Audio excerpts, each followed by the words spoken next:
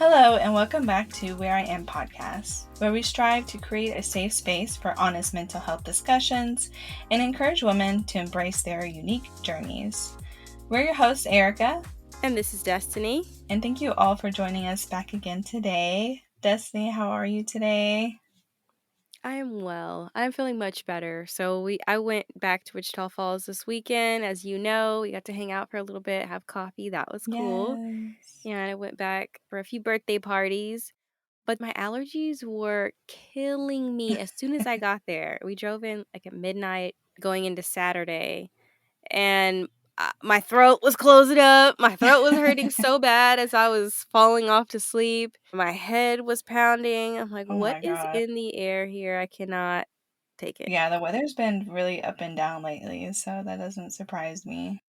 Either that or you're allergic now to Wichita Yeah, Falls. exactly. I now that I'm back in Houston, so you can still hear the Yeah, congestion. But now that I'm back in Houston, I'm starting to get regulated again, back in my safe space. your habitat. Exactly. Exactly. My normal habitat that my body has grown accustomed to over the past 14 years. But I'm good. How are you? I am doing well. I don't have the same allergy problems like you because I always take Mm, my Zyrtex daily. you're a smart girl. And I even take nasal spray too, just because that's how bad my Okay, allergies nasal get. spray. You're like, I even take my nasal spray. Yes, I have to because every time I don't, it just ruins my whole day. So, I but feel you. My yes, whole weekend was put a damper on it for sure. yes, it was a good weekend. I'm glad that you came down, even though when we went to the coffee shop, it was crazy busy. Yeah, but it So, was a lot but of fun doing yeah, some podcast planning. yes, So, speaking of podcasts, today we want to talk about different paths to healing because we know that there are so many different ways that you can get started on thinking about what you can do to dig down deep into things that you're going through and try to get to a better space if you may be struggling with anything.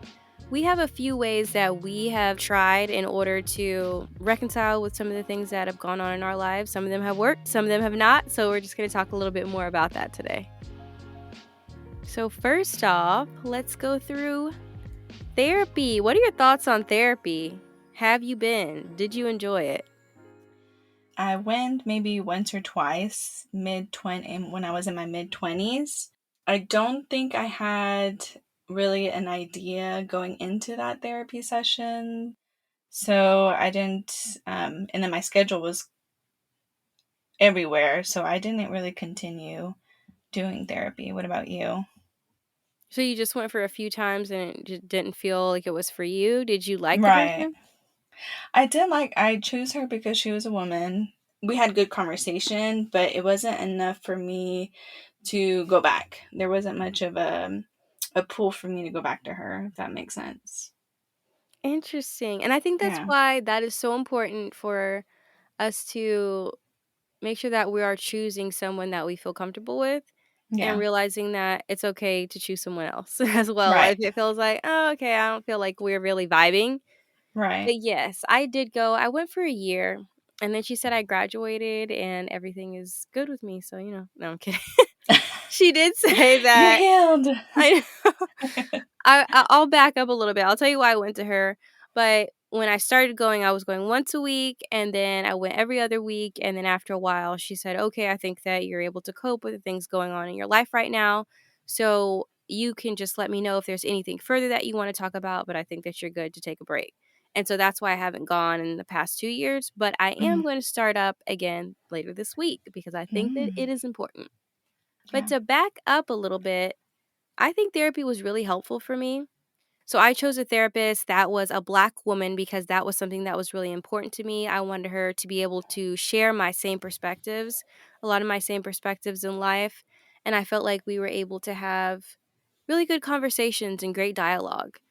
So for me, the way I have been looking at my life lately is there's a before 2020 and maybe how a lot of us kind of look at it Oh thinking about the yeah. pandemic before 2020 and after 2020. 2020 is the year that all the things happened to me. Yeah. So first off in 2019, I was finishing up my MBA So in December 2019, I officially had my last semester and graduated. And January 2020 is when I had my son, who is now 4.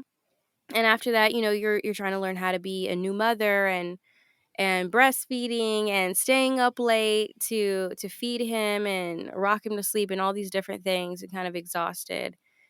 So I was going through that, and when I went back to work, I was there for a total of 2 weeks in March before they said, "We're gonna send you guys home for the pandemic." The same week that they sent us home is also when things ended between my son's father and I, who we'd been together for 4 years. So there's already a lot going on. Like I said, I'm a new mom, learning how to navigate that situation. I have a relationship that's ended. Now there's this global pandemic that we really don't know much about. And I remember when they sent us home thinking, we're not going to be home for longer than a few weeks. This Right. cannot last. Cut to now, Right. and I'm still working remotely. But I was thinking, we're not going to be home that long.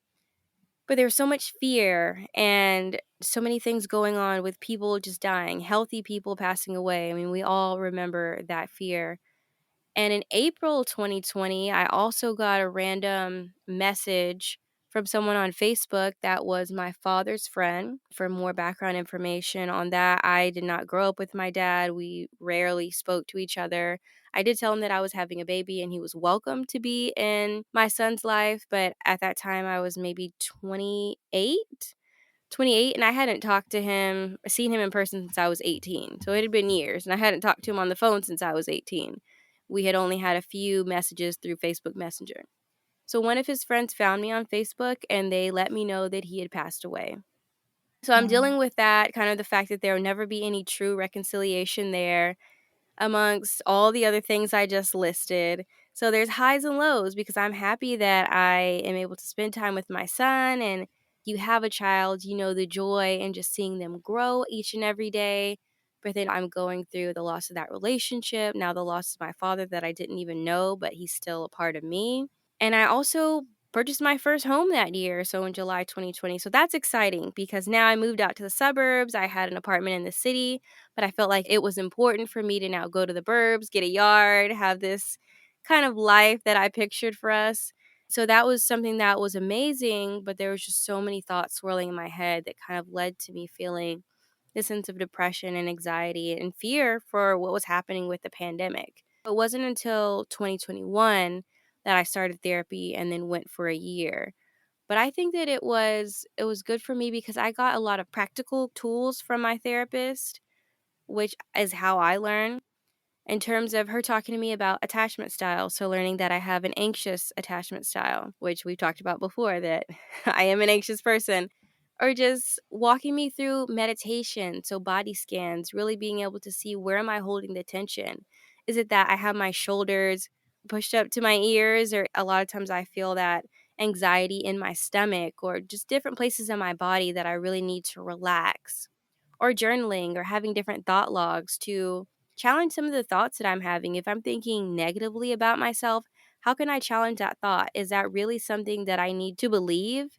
Is the way that I'm talking to myself a way that I would talk to a friend? Is it realistic? Do I have any proof to back up some of the things that I may be thinking in my head that is leading to greater anxiety? All of these aspects are reasons why I felt like it was a good choice and a road for me to go down, and why I want to do it again. But I know that people do experience different things. I know someone who has gone to therapy and they felt like their therapist really didn't get them or understand them or their lifestyle. They felt very judged. That's definitely something that you have to look out for as well. wow. Yeah, I definitely want to try getting back to therapy if I can even get an ounce of clarity that you got from your therapist. But yeah, it sounds like you definitely went through a lot in 2020. So I'm glad that you Yeah, saw the 2020. need for therapy and you actually went for it. I think that shows the willingness on your part. Yeah, I think that after so many things happened, I said I need a little help. I need a little pick me up. Yeah. It was one of those years, we all have those years where it feels like the hits just keep coming and you don't really know what to do sometimes or how to Yeah. cope. And so that was helpful, but it's all about what is comfortable. So since you haven't gone to therapy, what has been comfortable for you? What have you found in your life that really helps you be able to maybe challenge your thoughts or learn more about why you do things the way that you do? Yeah, the biggest one for me, what kind of started my internal conversation with myself, was when I started watching Iyanla Fix My Life. Have you heard of that show? Of course, I haven't seen it in a long time, but it's definitely intense. It's a tearjerker for sure. Yes. Yes. I just like how she just calls it how it is and no apology, no nothing after. But her, Yeah. when I started watching her show and when she's speaking to women regarding their relationship with maybe a spouse that they're just always pointing the faults of their spouse. Iyanla always says, if you want to look at the end, you got to look at the beginning, referring to your childhood, how that was, how your relationship with your parents was, because we tend to emulate our relationships that we have with our parents into our partnership. So for me, when episodes like that, when I saw that, and I had gotten to the point where I didn't feel fulfilled in my job. I didn't feel fulfilled in my relationship. And I was just like, why am I not happy? How can I get there? Like, why am I repeating this pattern? Why do I like my partner and not the other person that is willing to give me other things? Why did my relationship always end up the same? So I got to that point, and that show really helped me start looking at my childhood. And when I started looking at that, about my childhood, I realized that my coping mechanisms and the way that I expressed my emotions came more from my father. So I'm emotionally unavailable.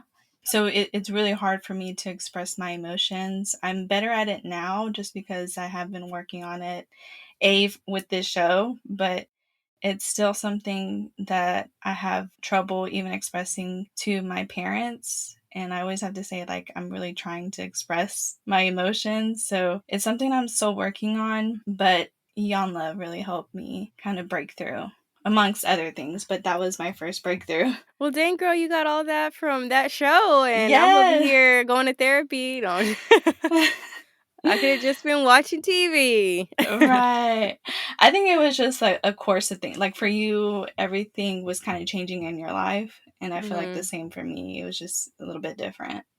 I think everyone kind of has to go through that to realize, like, okay, why am I making these decisions, or why is this happening? Right, and it's a good example of how there are so many ways that you can start on your path to questioning, like we said, things that are going on in your life. You can take an active choice and say, I'm going to go to therapy or I'm going to journal more or whatever that is. Or you might just be sitting there watching something on TV that you don't even think is related to you. And then it shakes something up inside of you that you have to now acknowledge and say, okay, why am I getting maybe emotional, or why do I feel Right. connected to this person on the screen? So that's what's so important about storytelling and hearing things that are going on in other people's lives. That's huge. Right. Another thing that's um, helped me kind of express more of my emotions that I'm really gravitating towards more is journaling. Do you journal Mm. still? I think you mentioned it earlier. I journaled a lot when I was growing up because I don't think I was able to express myself well verbally. I think I've gotten a Mhm. lot better at that as I've gotten older. Yeah. But when I was younger, I was always just more quiet and I guess you could say shy. And so if I wanted to be able to tell my mom or someone in my life something, I would write it down. Now, as Yeah. I get older, I don't know, I don't have a long attention span to be able to write things out in a journal. I do sometimes, but I always have this crazy thing in my head where I think that if I'm gonna journal, maybe I'm upset with someone and I'm gonna write all these things and then I'm gonna die and they're gonna find it. So that's why I don't journal. And they're gonna be like, "Oh wow, that's really Like, how she damn, thought." she hated us? Yeah, so Yeah. Yeah, for me, um, I recently started doing it, and one of the biggest things that I've learned about journaling that has worked for me is that you journal out of inspiration and not of obligation, meaning like you're not forcing yourself every day to journal, but ooh, you're that's a good journaling. one. Yeah, I think I was trying you're to make myself do it sometimes. I was like, "I hate this." right, because then it turns to something like, oh, let me go ahead and journal. And you just like, it's unintentional, I guess you can say. Versus when you're Hmm. inspired, your pen is just moving, you're moving That is fast. So true. That is true. yeah. So that's been working for me. I try to remember that versus trying to force myself to journal. Mhm. Yeah. Yeah, so that is a good one. I'm trying to think. Meditation. Have you ever tried meditating? I tried it every time when I go to the gym and go into the dry sauna. Mhm. I put in some meditation music on, but I just find like my brain just moves somewhere else very quickly. I still try it every now and then, but it's not my go-to. What about you? Yeah, I had tried it in high school to meditate a little bit, and I couldn't really get into it, but lately I enjoy it. I enjoy it a lot. There was a time related to everything I discussed earlier around 2020. There was a time afterwards where I felt like because so many things were happening, I could not cry. I used to Mm-hmm. be the type of person that if something was going on in my life, maybe I just had a bad week, I would get in the shower, cry it out, or cry it out on the couch, and then I felt better. It was Yeah, just a release of emotions, and then I felt much better. But I could not cry about anything going on in my own life. The tear ducts were dried up yeah. Oh fully. my And goodness. so I tried to meditate, and I would sit there and I would have guided meditations, and it really helped me to be able to open up emotionally, and that was the only time, I guess around 2021, 2022, that I was able to cry. Now I'm a little bit more emotionally opened up, but Mm-hmm. it was just something about it that was really helpful for me. Also doing any type of breathing exercises, Mm-hmm. breathing meditations, it just reminds me to have gratitude. Even though there can be so many things going on in your life and it can feel like everything's going wrong, I am stressed out, the world is falling apart. When you're focused on your breath, you're just remembering the fact that you're still alive, you're still here, you're still Yeah. present, and it just gives me an immense feeling of gratitude and thankfulness. No, I don't do it every day, I should. I should do it every day, so I'm not gonna pretend like I wake up every morning and meditate for 20 minutes. That would be a goal, but it's something that really can calm me when I feel like my anxiety is in overdrive. Where do you usually like meditate when you do? I have, like, a nice cute meditation pillow. It's not like a real it's just a pillow, Yeah.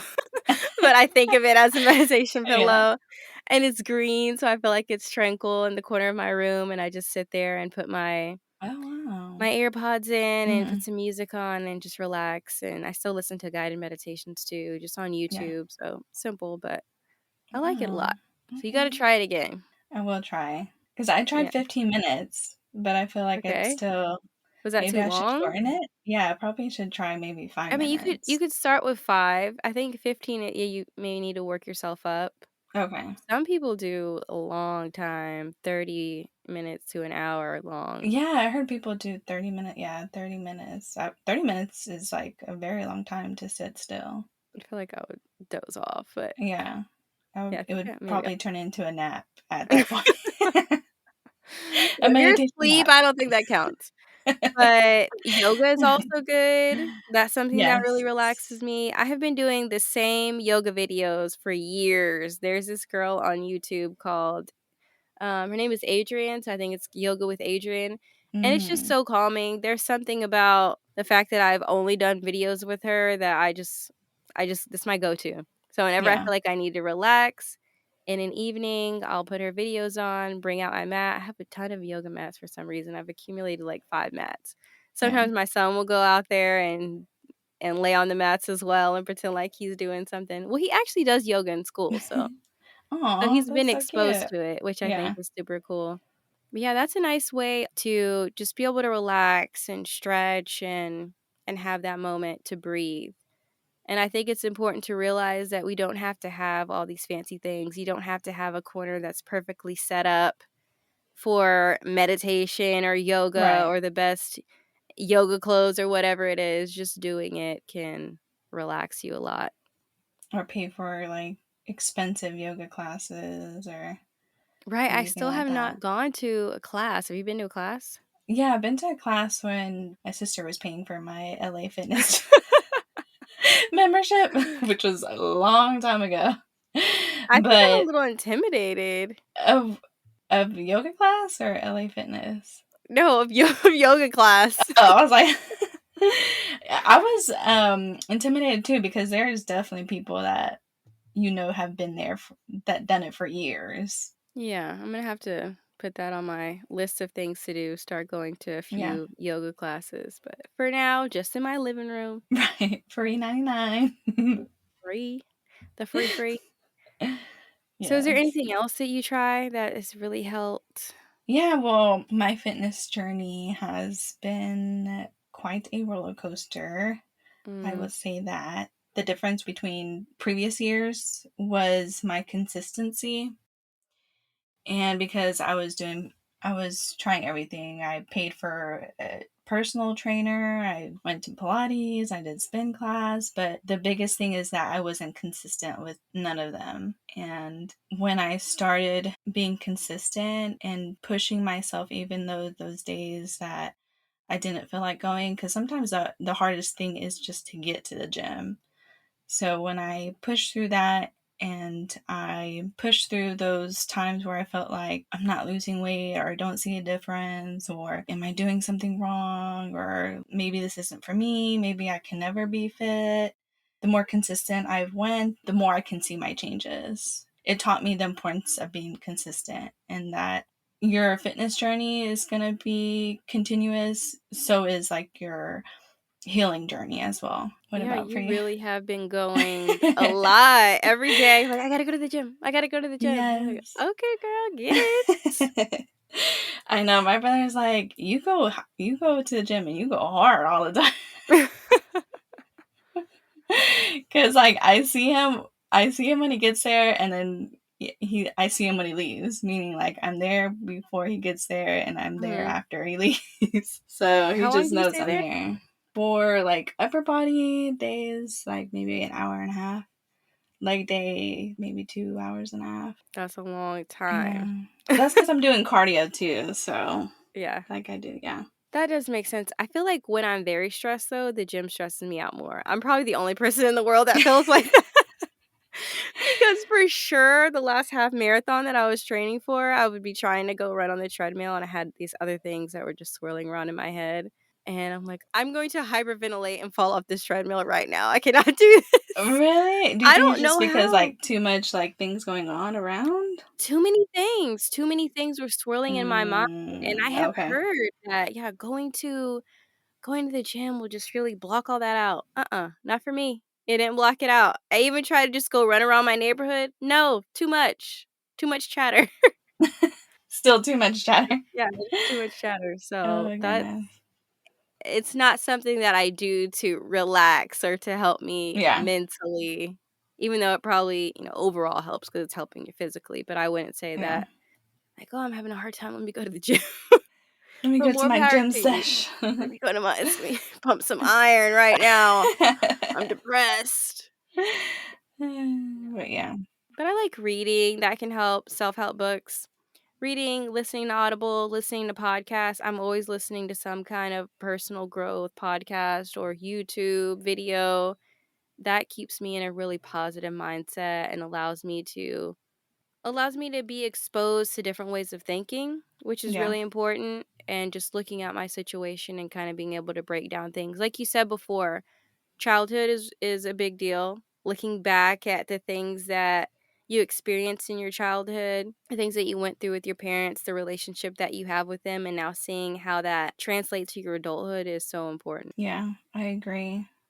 It's, um It's also important to realize that everything is temporary, meaning like all your problems, everything that you have, your car, your house, your money, your bank account, your 401k, like all of that.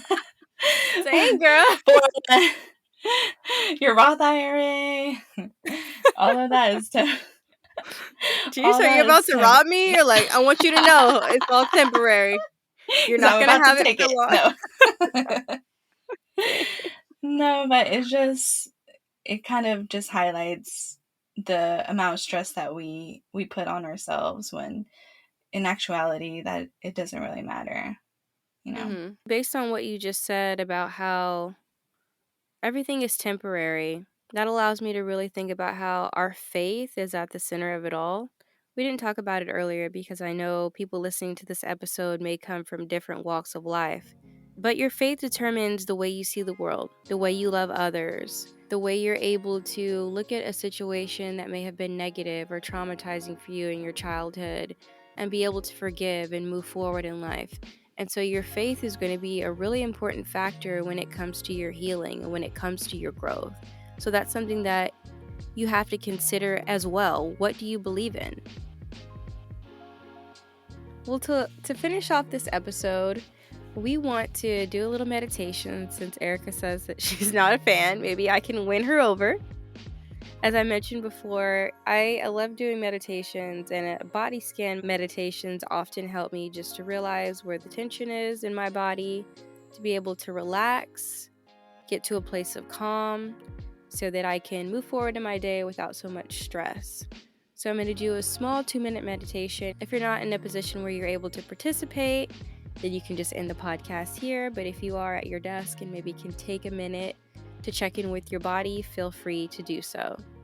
So we'll go ahead and get started. Begin by finding a comfortable seated position, either on a chair or on the floor, with your back straight and your feet planted firmly on the ground. Rest your hands gently on your thighs or in your lap, whichever feels most comfortable to you. Close your eyes softly, or if you prefer, keep them slightly open with a soft gaze downward. Take a deep breath in through your nose, filling your lungs completely, and then exhale slowly and completely through your mouth, releasing any tension you may be holding on to. Let's begin the body scan meditation. Start by bringing your awareness to your feet. Feel the sensations of your feet touching the ground.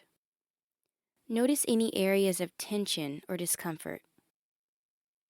As you inhale, imagine breathing relaxation into your feet, allowing them to soften and release any tension they may be holding on to. Now slowly move your awareness up to your calves and shins.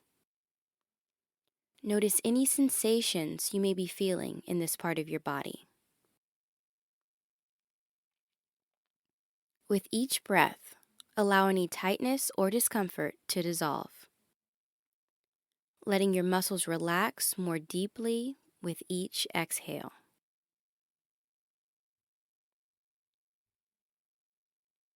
Continue to scan up through your knees, thighs, and hips, bringing gentle awareness to each part of your body. Notice any areas of tension or resistance, and with each breath, imagine sending relaxation to those areas, allowing them to soften and let go. Notice the rise and fall of your breath in this area. If you encounter any tightness or discomfort, breathe into those sensations, allowing them to soften and release with each exhale. Moving up to your chest and upper back, become aware of the expansion and contraction of your rib cage with each breath. Allow your breath to flow naturally, bringing a sense of ease and relaxation to this area of your body. Shift your attention now to your hands and arms. Notice any sensations of warmth or tingling in your fingers. With each breath, invite a sense of relaxation to wash over your hands and arms, releasing any tension you may be holding on to. Finally, bring your awareness to your neck, shoulders, and head. Notice any areas of tightness or discomfort in this part of your body. With each breath, allow your neck and shoulders to soften and relax, letting go of any tension that may be present. Take a few more deep breaths here.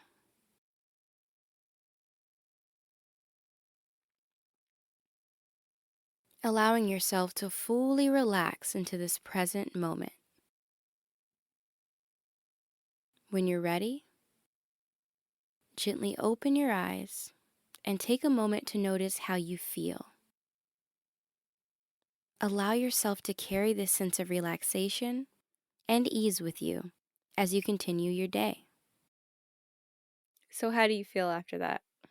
I never tried the meditation with the words. I just did it with music. So it was a different experience. I definitely started feeling it in my toes everywhere. So I was well aware of my body, which I didn't experience in my previous meditation session.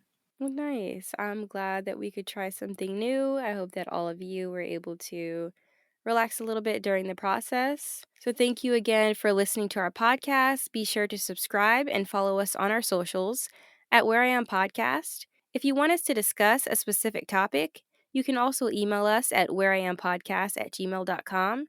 And if you love what you hear, don't forget to share and leave a review. Thanks.